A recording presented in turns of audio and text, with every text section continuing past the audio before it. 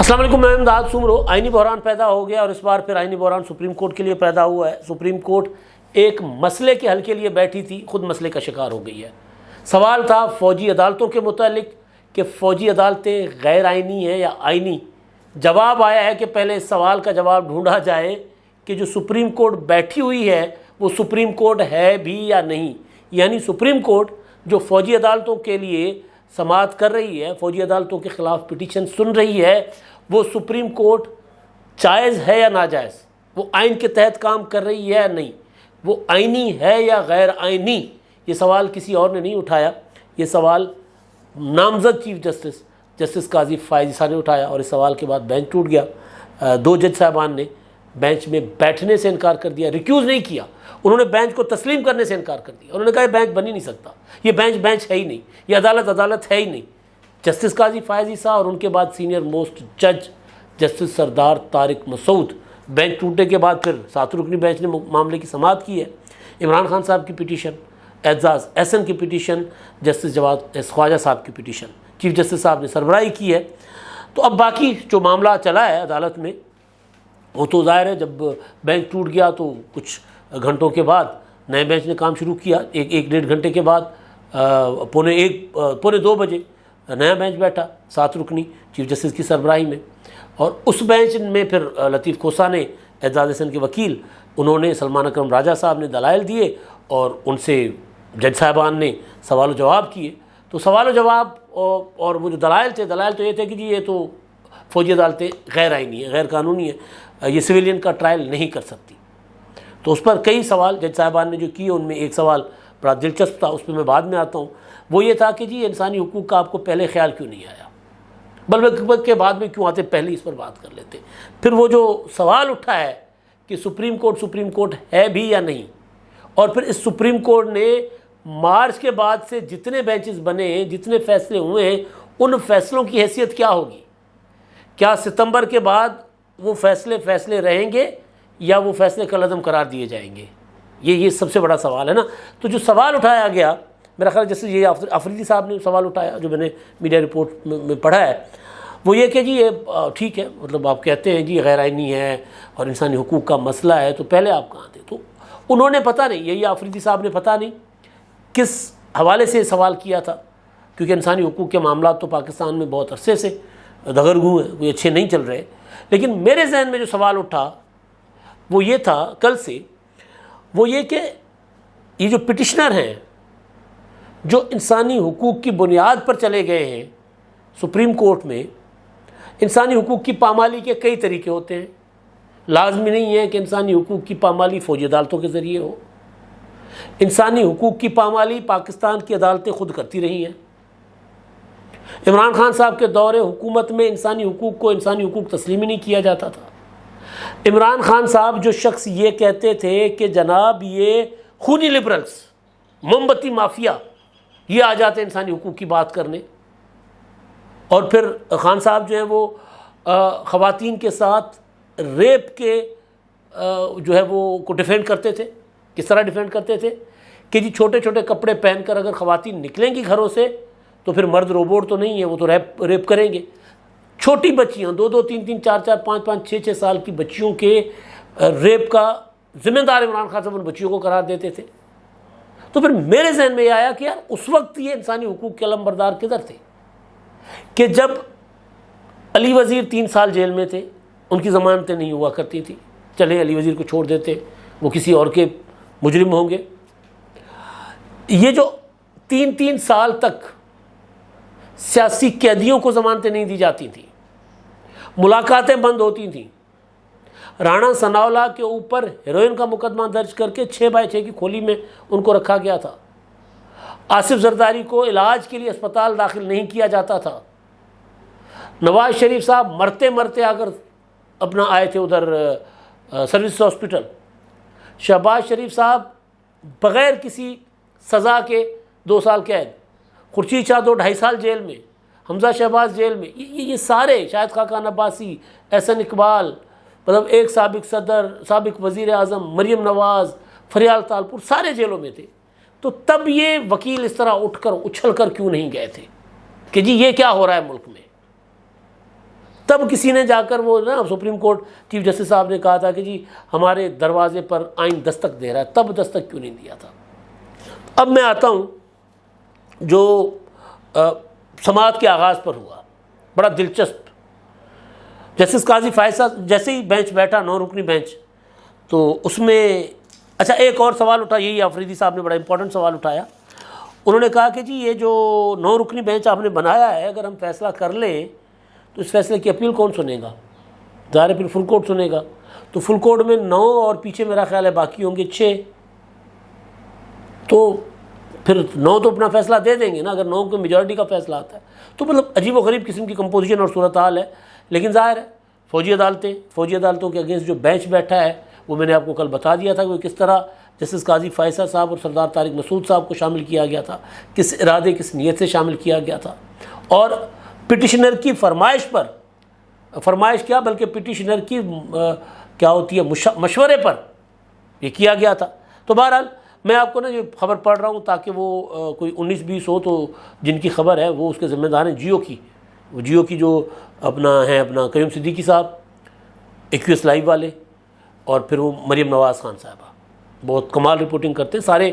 ویسے کورٹ کے رپورٹر سارے اچھے، اسناد ملک ان کا بھی کوئی ثانی نہیں ہے، ہمارے دوست متی اللہ جان صاحب وہ تو بال کی کھال اتارتے ہیں عدالتی رپورٹنگ میں، بتاتے ہیں کیا ہو رہا ہوتا ہے، لیکن کیونکہ میں پڑھ رہا ہوں تو لہٰذا یہ خبر جیو کی ہے جو میں پڑھ رہا ہوں۔ اچھا، خبر پڑھنے سے پہلے میں آپ کو ذرا یہ بتا دوں کہ جو بینچ تھا وہ اس میں کون کون تھے۔ چیف جسٹس عمر عطا بندیال صاحب، یعنی جب آغاز ہوا 9 رکنی بینچ، جسٹس قاضی فائز صاحب، جسٹس سردار طارق مسعود، جسٹس منصور علی شاہ، جسٹس یحییٰ آفریدی، جسٹس منیب اختر، جسٹس عائشہ ملک اور جسٹس مظہر علی اکبر نقوی صاحب، یہ بینچ کا حصہ تھے۔ جیسے ہی سماعت کا آغاز ہوا تو جسٹس قاضی فائز صاحب نے اعزاز احسن اور ان کے وکیل جو ہیں وہ بولنے کے لیے کھڑے ہوئے، تو قاضی فائز صاحب نے کہا کہ نہیں، اٹارنی جنرل صاحب آپ ذرا روسٹرم پر آئیں، اٹارنی جنرل میں نے کچھ کہنا ہے۔ جیسے وہ روسٹرم پر آئے تو پھر انہوں نے کہا کہ عدالت کو اختیار سماعت آئین کا آرٹیکل 175(2) دیتا ہے۔ میں اپنی قومی زبان اردو میں بات کروں گا۔ تعجب ہوا کہ کل رات 8 بجے کاز لسٹ میں میرا نام آیا۔ Supreme court practice and procedure bill پر کوئی بات نہیں کروں گا۔ جسٹس قاضی فائز کا کہنا تھا کہ supreme court practice and procedure bill ابھی بنا نہیں تھا کہ 13 اپریل کو سپریم کورٹ کے 9 رکنی بینچ نے حکم امتناع دیا۔ Supreme court practice and procedure کی سماعت جولائی تک ملتوی کی، یعنی لامحدود، مطلب لمبی لے گئے نا آگے۔ سپریم کورٹ رولز پڑھیں کیا کہتے ہیں۔ آئین سپریم کورٹ کو سماعت کا اختیار دیتا ہے۔ جج کا حلف کہتا ہے کہ آئین و قانون کے مطابق فیصلے کرے۔ پریکٹس اینڈ پروسیجر ایکٹ قانون ہے، ایک قانون ہے۔ میں supreme court practice and procedure bill میں بینچ کا حصہ نہیں، کچھ نہیں کہوں گا اس کے بارے میں۔ اس سے پہلے ایک از خود نوٹس میرے بینچ میں سماعت کے لیے مقرر ہوا۔ میں نے اپنے فیصلے میں کہا کہ آئین کے آرٹیکل 184(3) میں رولز بنائی جائیں۔ اس کے بعد تعجب، دکھ اور صدمہ ہوا کہ 31 مارچ کو عشرت علی صاحب نے، یعنی رجسٹرار، سرکولر جاری کیا۔ عشرت علی صاحب نے 31 مارچ کے سرکولر میں کہا کہ سپریم کورٹ کے 15 مارچ کے حکم کو نظر انداز کریں۔ یہ وقت تھی سپریم کورٹ کے فیصلے کی۔ پھر سپریم کورٹ نے 6 ممبر بینچ بنا کر سرکولر کی توثیق کی اور میرا فیصلہ واپس لیا، یعنی سپریم کورٹ رجسٹرار کے ساتھ کھڑا ہوا، اپنے فیصلے عدالت کے فیصلے کے ساتھ نہیں۔ میرے دوست یقیناً مجھ سے قابل ہیں، لیکن میں اپنے ایمان پر فیصلہ کروں گا۔ جسٹس قاضی فائز کا کہنا تھا کہ اس 6 ممبر بینچ میں اگر نظر ثانی تھی تو مرکزی کیس کا کوئی جج شامل کیوں نہیں تھا، یعنی وہ انہوں نے فیصلہ دیا تھا اور دوسرا میرا خیال امین الدین صاحب تھے، تو ان دونوں کو شامل ہی نہیں کیا گیا تھا۔ میں نے 6 ممبر بینچ پر نوٹ تحریر کیا جسے سپریم کورٹ کی ویب سائٹ پر اپلوڈ کرنے کے بعد ہٹا دیا گیا۔ مطلب کمال مذاق چل رہا ہے نا سپریم کورٹ میں۔ چیف جسٹس نے 16 مئی کو پوچھا کہ کیا میں چیمبر ورک کرنا چاہتا ہوں یا نہیں۔ بتاتا ہوں کہ میں نے چیمبر ورک کو ترجیح کیوں دی۔ ایک قانون بنا دیا گیا بینچز کی تشکیل کے متعلق، کسی پر انگلی نہیں اٹھا رہا، لیکن میرے پاس آپشن تھا کہ حلف کی پاسداری کروں یا عدالتی حکم پر بینچ میں بیٹھوں۔ میری دانست میں قانون کو مسترد کیا جا سکتا ہے، معطل نہیں کیا جا سکتا، یعنی قانون اگر آپ کو اچھا نہیں لگتا تو آپ اس کو ختم کر دیں، لیکن اب یہ نہیں ہے کہ اس کو لٹکا دیں، روک دیں اور اس کے بعد پھر وہ جو قانون ہے اس کے اوپر عمل بھی نہ کریں۔ مجھ سے جب چیمبر ورک کے بارے میں دریافت کیا گیا تو میں نے 5 صفحات پر مشتمل نوٹ لکھا۔ نامزد چیف جسٹس کا کہنا تھا کہ چیم گوئیوں سے بچنے کے لیے میں اس بات کا قائل ہوں کہ ساری بات کھلی عدالت میں ہونی چاہیے۔ اب تو نوٹ بھی ویب سائٹ سے ہٹا دیے جاتے ہیں، اس لیے اپنا جواب یہیں پڑھ رہا ہوں۔ میں نے چیف جسٹس کو لکھا کہ نوٹ اپنے تمام کولیگز کو بھی بھیجا۔ میں نے چیف جسٹس کو لکھا نوٹ اپنے تمام کولیگز کو بھی بھیجا۔ میں نے نوٹ میں کہا کہ میرے ساتھیوں نے قانون معطل کر کے مجھے عجیب کشمکش میں ڈال دیا ہے۔ وفاقی حکومت نے میری سربراہی میں ایک انکوائری کمیشن تشکیل دیا۔ انکوائری کمیشن کو 19 مئی کو 5 رکنی بینچ نے کام کرنے سے روک دیا۔ میں نے انکوائری کمیشن میں نوٹس ہونے پر جواب بھی جمع کرایا۔ جسٹس قاضی فائز صاحب کا کہنا تھا کہ مجھے جو درخواست رات کے موصول ہوئی اس میں چیئرمین پی ٹی آئی کی بھی درخواست تھی۔ آج کاز لسٹ میں آخر میں آنے والی درخواست سب سے پہلے مقرر کر دی گئی، یعنی کالیاں چیک کرو بھائی۔ میں اس بینچ کو بینچ تصور نہیں کرتا۔ میں کیس سننے سے معذرت نہیں کر رہا۔ پہلے supreme court practice and procedure bill کا فیصلہ کیا جائے۔ میرا موقف یہ ہے کہ جب تک پریکٹس اینڈ پروسیجر بل کو ٹھکانے نہیں لگایا جائے گا تب تک میں کسی بینچ کا حصہ نہیں بن سکتا۔ جب تک پریکٹس اینڈ پروسیجر بل کا فیصلہ نہ ہو میں اس عدالت کو نہیں مانتا۔ یہ امپورٹنٹ چیز ہے کہ جو عدالت ہے نہیں، یعنی پریکٹس اینڈ پروسیجر ایکٹ جب سے بنا ہے اور جب سے اس کو معطل کیا گیا ہے اس کے بعد سے جتنی بینچز بنی ہیں نا، جتنے فیصلے ہوئے وہ سارے میں نہیں مانتا۔ وہ کون کہہ رہے ہیں؟ آنے والے چیف جسٹس۔ ان کا کہنا تھا کہ پہلے supreme court practice and procedure bill کا فیصلہ کیا جائے۔ بینچ سے اٹھ رہا ہوں، کیس سننے سے معذرت نہیں کر رہا۔ میں اور جسٹس سردار طارق مسعود اس کشمکش میں تھے کہ کیس سننے سے معذرت کریں یا نہیں۔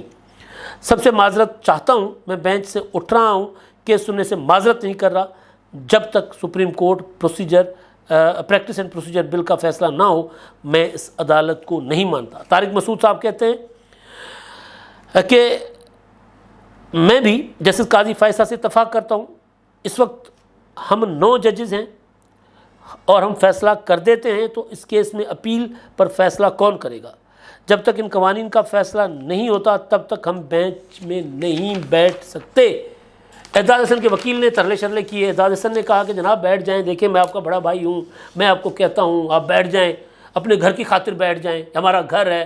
تو قاضی فیصل صاحب نے کہا کہ جی میں اپنے حلف کی خلاف ورزی نہیں کر سکتا۔ آپ کیا مجھے یہ کہتے ہیں کہ جی میں اپنے حلف کی خلاف ورزی کروں؟ یعنی وہ یہ سمجھ رہے ہیں کہ جو جج صاحبان یہ اس طرح پریکٹس اینڈ پروسیجر ایکٹ بننے کے بعد ایک سنگل بندے یعنی چیف جسٹس کے بنائے گئے بینچز میں بیٹھ رہے ہیں وہ الیگل ہے، وہ غیر قانونی ہے، غیر آئینی ہے، وہ حلف کی خلاف ورزی کر رہے ہیں۔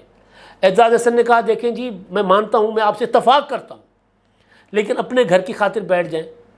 تو قاضی فائصہ صاحب نسبتاً ذرا تھوڑا سا غصے میں تو نہ صحیح لیکن ذرا انہوں نے زور دے کر کہا کہ یہ گھر نہیں ہے، یہ سپریم کورٹ ہے۔ اعجاز حسن صاحب کدھر لے کر آ رہے تھے؟ انہوں نے کہا نہیں سپریم کورٹ ہے، اس نے آئین اور قانون کے مطابق چلنا ہے۔ بہرحال ان کے آرگومنٹ کے دوران چیف جسٹس صاحب نے کہا کہ جی ڈیکورم کا خیال رکھا جائے عدالت کے، 2 معزز سینئر جج صاحبان اگر نہیں بیٹھنا چاہتے تو ہم کوئی حل نکال لیتے ہیں۔ اور پھر انہوں نے اٹھنا چاہا، منیب اختر کی طرف اشارے کیے، منیب اختر کی طرف عدالت کا اہلکار بھیجا، ان سے مشورہ کیا اور اس کے بعد پھر وہ بھی سارے اٹھ کر چلے گئے اور اس کے بعد پھر 7 رکنی بینچ بنا اور 7 رکنی بینچ جو ہے وہ آیا۔ اب جو سوال ہے بنیادی، 7 رکنی بینچ نے سماعت کی، کافی سارے نکات اٹھائے گئے اور اس کا کل صبح 9 بجے تک سماعت ہوگی دوبارہ۔ اور چیف جسٹس صاحب نے کہا ہے کہ جی کیونکہ گرمیوں کی چھٹیاں ہیں لہٰذا ہم نے جلدی اس کو معاملے کو نمٹانا ہے۔ لیکن جو سوال اٹھا ہے جس کو میں بحران کہہ رہا ہوں، سندھی میں کہتے ہیں نا، میں کئی بار آپ کو گزارش کر چکا ہوں کہ بلکہ اردو میں بھی ہے کہاوت، اس کا اردو میں ترجمہ کر دیتا ہوں۔ کان چھدوانے گئے تھے، کان کٹوا کر آ گئے تھے فوجی عدالتوں کو کالعدم قرار دلوانے۔